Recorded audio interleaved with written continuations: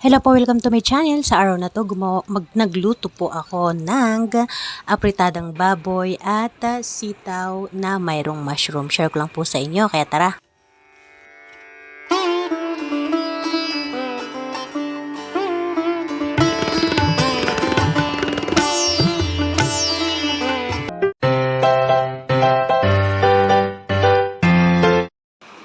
Ito po ang ating mga sangkap sa pagluto ng apritadang baboy. Maglalagay po tayo dito ng sausage, laurel, bawang, sibuyas, at pork cubes. Ito po yung ating karne ng baboy. Ayan po. At maglalagay din po tayo ng patatas, carrots, asin, tomato sauce, paminta, at mantika. So, ayan po, mainit na po yung kawali, kaya nilagay ko na po yung karne ng baboy. Yung karne ng baboy po, nilagyan ko po ito ng konting asin. Ayan, yan lang po. Gusto ko po kasing palabasin yung kanyang sariling mantika. Yan po.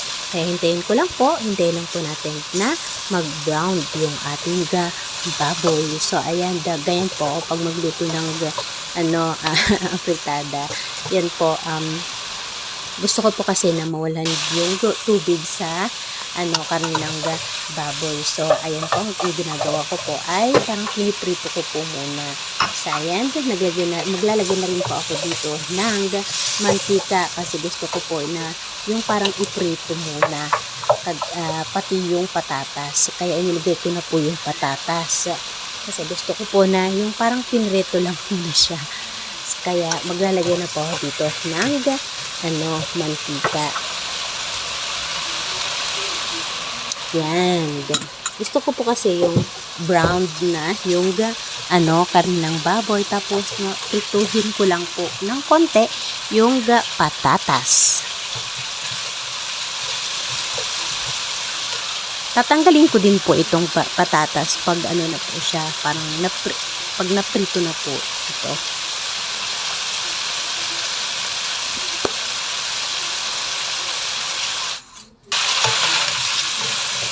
Yan po, pag ganito na po yung karne ng baboy at yung patatas, tinatanggal ko na po yung patatas. Tatanggalin ko po ito at itatabi ko po muna. So, ayan. Tatanggalin ko po muna ito lahat.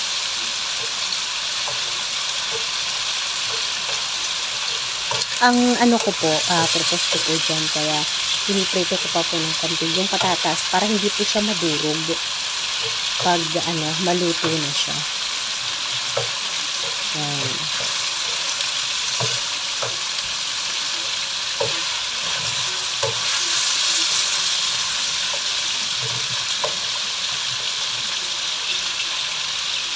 Yan po, pag natanggal ko na po lahat yung patatas, susunod ko na po yung ibang mga sangkap tulad ng bawang.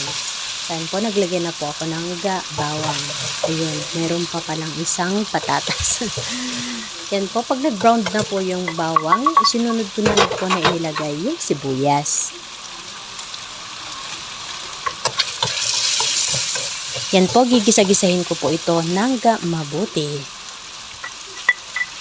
At nilagyan ko na rin po ng laurel.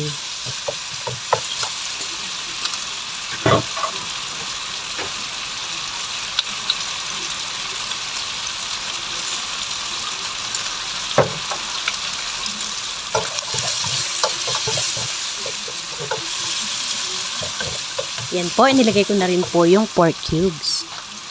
At paglalagay na po ako dito ng tubig.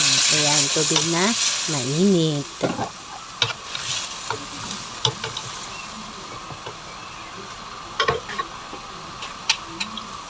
Yan po, dadagdagan ko lang po yung tubig para hanggang sa lumambot. At yan, naglagay na rin po ako ng konting asin. Tatakpan ko po ito hanggang sa lumambot yung karne ng baboy. Naglagay na rin po ako ng konting paminta. Yan po, habang hinihintay po natin na lumambot yung ating karne ng baboy, maraming salamat po muli sa inyong patuloy na panunood sa lahat ng mga videos na ina-upload ko po. So, ayan po, check lang po natin. Ito yung ating karne ng baboy. So, ayan, medyo malambot na po. Kaya, pwede na po natin itong lagyan ng, tomato sauce or ketchup. Yan. Tsaka po pala, nilagyan ko po ito ng, chili sauce. Kasi gusto ko po ng medyo may, may kagat ng konti ba. So, ayan. Yung medyo maanghang ng konti lang.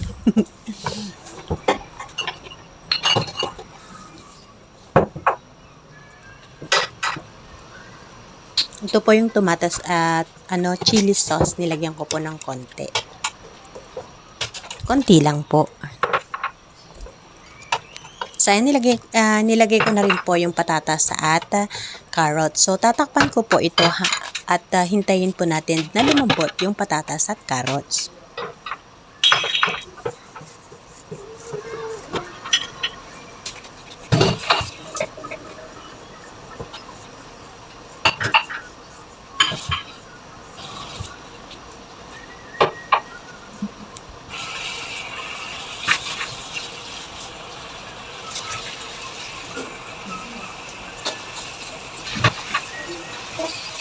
Yan po, itay lang po natin ito hanggang sa lumambot yung patatas at carrots.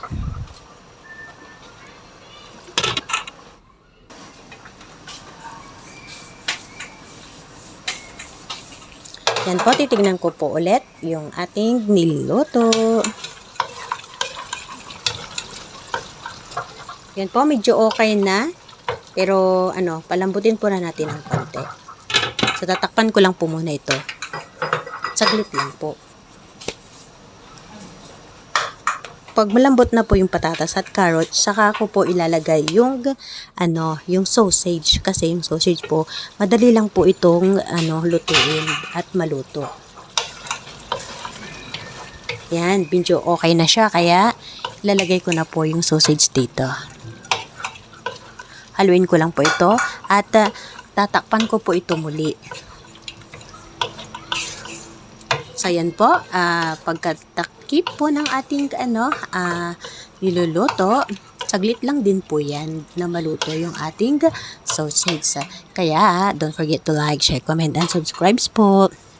Don't forget to click na rin the bell po para updated po kayo sa lahat mga videos na ina-upload ko po.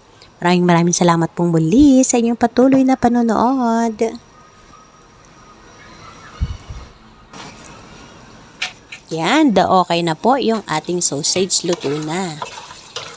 Yan o. Lumaki na ng konti yung ating sausage, so meaning, luto na po ito. Kaya titikman ko lang po. Tinikman ko po ito, pero medyo may kulang ng konti. Kaya nilagyan ko po ito ng konting asukal. So, nilagyan ko po ng konting asukal at tinikman ko po ulit. So, tinikman ko po ulit ito ay okay na rin. Okay na po yung lasa. So, ayan po. Tapos na po tayo sa pagluto ng gaapritadang baboy.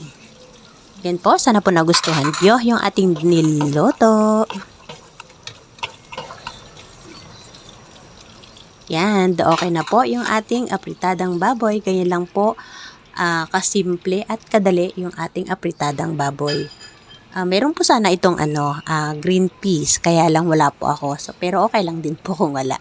So, ayan. Ngayon naman po ay magluluto po tayo ng sitaw na mayroong mushroom. So, gagamit po tayo dito ng bawang, sibuyas, at ito po yung aking pansahog, hipon, ito po yung sitaw, ito po yung mushroom. At ang ating panglasa ay oyster sauce, konti lang po. At syempre gagamit po tayo dito ng mantika. So, ayan po, mainit na po yung mantika at pinapainit ko na po yung mantika. Nilagyan ko na po ng mantika yung kawali. Ang una ko po ilalagay po dito at lulutuin ay yung ating pangsahog. Ang ating pansahog ay yung hipon. Siya nga po pala yung hipon po ay nilagyan ko na po ng konting soy sauce. Nimarinate ko na po ito ng konting light soy sauce. So, ayan. Nilagay ko na po yung hipon at maya-maya nilagay ko na rin po yung bawang. Nalo-halo ko lang din po ito hanggang sa mangamoy yung aroma at sunod ko na rin po nilagay yung sibuyas. Yan. Isigisahin lang ito ng mabuti At susunod ko na rin po na ilalagay yung ating sitaw.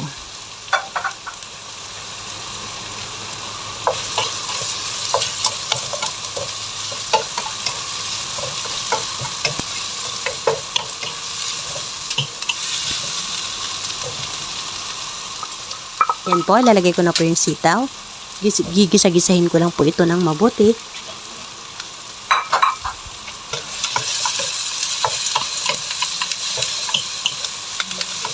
Yan po, at ilalagay ko rin po dito yung pinagmarinitan ko sa sa hipon kanina. Yung konting soy sauce, may naiwan po kasi na soy sauce. Kaya ilalagay ko na po ito dito at maglalagay na rin po ako dito ng ating pangpalasa. Ang ating pangpalasa ay oyster sauce. Yan po, maglalagay lang po ako ng konting oyster sauce. Konti lang po. Yan. Konti lang po kasi malasa na po yan. At yung ating mushroom ay malasa na rin mamaya. So, ayan po, naglagay na po ako ng konting tubig at tatakpan ko po ito para madali pong lumambot yung ating sitaw.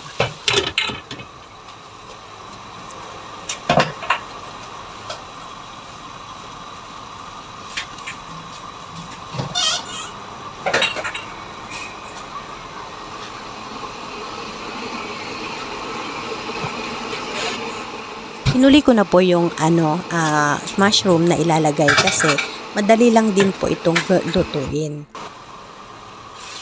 Yan po, check na po natin. Okay na po yung ating sitaw. Kaya ilalagay ko na po dito yung mushroom. So yan po, halo-haloyin ko lang ito ng konti at tatakpan ko po itong muli. Para madali pong maluto.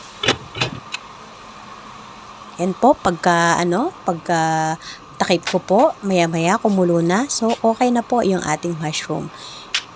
Saglit lang din po lutuin yung mushroom kasi po kung matagal, matigas po yung ating mushroom at pangit po yung pagkaluto at lasa nito. Kaya saglit lang po. So, ayan po. Ganyan lang po kasimple at kadali yung ating sitaw na mayroong mushroom. Ayan. Okay na po yung ating niloto. Kaya yan po, tinikman ko lang po, okay doon po at tamang-tama yung lasa. Kaya yan po, meron na po tayong gulay na sitaw at meron din po tayong karne, yung apritadang baboy. So ito na po, kain na po tayo. Thank you for watching again. Bye. God bless you po sa sunod ko pong videos.